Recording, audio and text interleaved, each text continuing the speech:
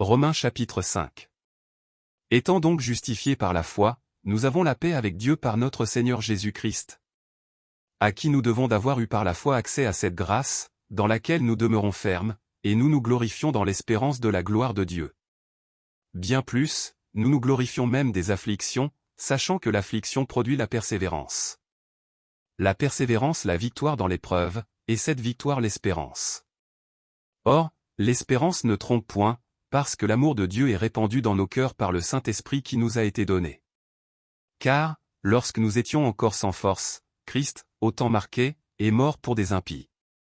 À peine mourrait-on pour un juste, quelqu'un peut-être mourrait-il pour un homme de bien.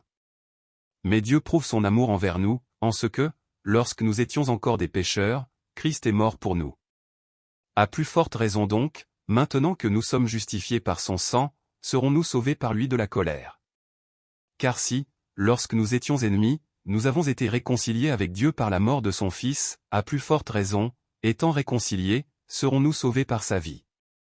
Et non seulement cela, mais encore nous nous glorifions en Dieu par notre Seigneur Jésus-Christ, par qui maintenant nous avons obtenu la réconciliation.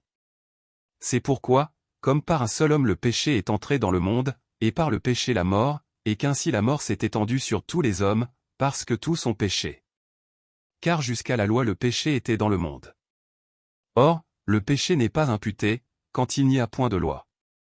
Cependant la mort a régné depuis Adam jusqu'à Moïse, même sur ceux qui n'avaient pas péché par une transgression semblable à celle d'Adam, lequel est la figure de celui qui devait venir. Mais il n'en est pas du don gratuit comme de l'offense, car, si par l'offense d'un seul il en est beaucoup qui sont morts, à plus forte raison la grâce de Dieu et le don de la grâce venant d'un seul homme, Jésus-Christ, ont-ils été abondamment répandus sur beaucoup. Et il n'en est pas du don comme de ce qui est arrivé par un seul qui a péché, car c'est après une seule offense que le jugement est devenu condamnation, tandis que le don gratuit devient justification après plusieurs offenses. Si par l'offense d'un seul la mort a régné par lui seul, à plus forte raison ceux qui reçoivent l'abondance de la grâce et du don de la justice régneront-ils dans la vie par Jésus-Christ lui seul.